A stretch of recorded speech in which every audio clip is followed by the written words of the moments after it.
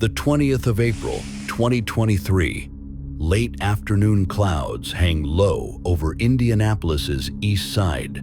Dispatchers at the Indianapolis Metropolitan Police Department receive reports of a suspicious vehicle and possible armed suspect near 30th Street and North Post Road, an area known for fast traffic and sudden crime flashes.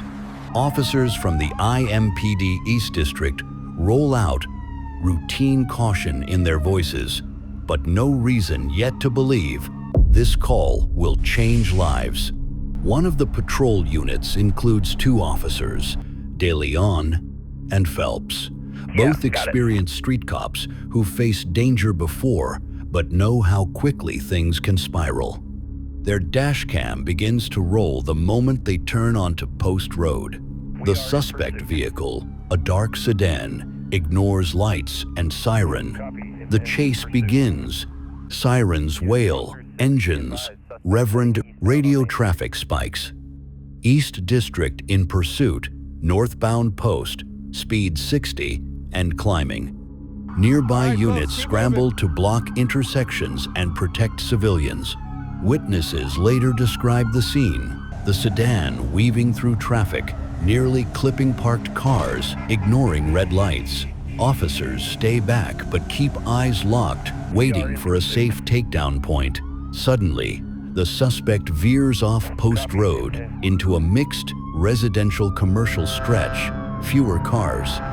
The sedan jerks into a gravel lot and stops. Officers exit cautiously, weapons holstered but ready. Then the door swings wide. The man steps out, firearm in hand. Before officers can retreat to cover, muzzle flashes spark. Shots crack in rapid bursts. Body cams catch the chaos. Officers yelling, "Shots fired!" while diving behind open doors and engine blocks. 2 officers are hit, one in the shoulder, another in the leg, but keep radioing positions, their training kicking in even as pain sears. The suspect continues firing but is outgunned. Return fire erupts, then silence. Officers shout for medics. 2 down, 2 down, need EMS now. One officer applies a tourniquet to his own leg, while the other is dragged behind cover. Additional units rush in. The suspect lies motionless near the sedan, later pronounced dead on scene.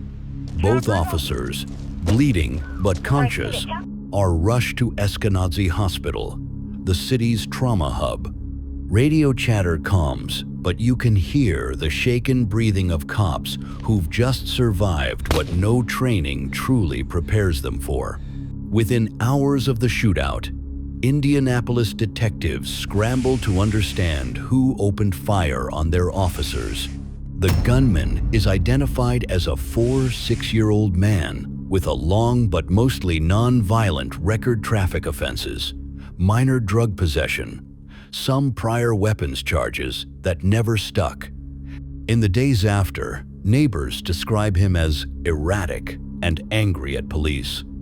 Social media posts show anti-law enforcement rants and paranoia about being watched. Investigators believe that on April 20th, he was driving a dark sedan with switched or obscured plates, possibly to avoid detection. When officers moved in, something snapped, and he turned a traffic stop into a firefight.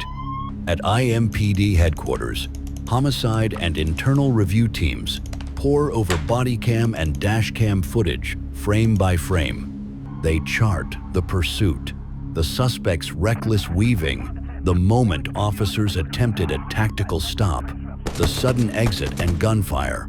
Each shot's angle is logged. Each radio call is synced to GPS. They confirm the suspect fired first muzzle flashes, clearly visible in 2 cameras. Officers returned fire only after the first officer was hit.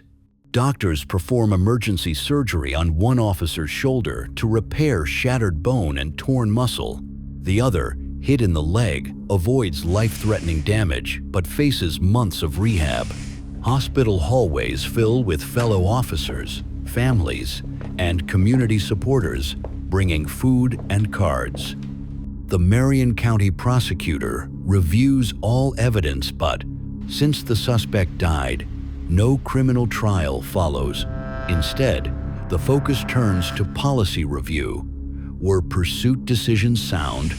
Did officers have enough backup before approaching? Were stop tactics adequate for a potentially armed driver? Talk radio and news panels ignite. Some argue officers shouldn't chase at high speeds through neighborhoods. Others say backing off emboldens dangerous offenders. A police union spokesperson defends the pursuit.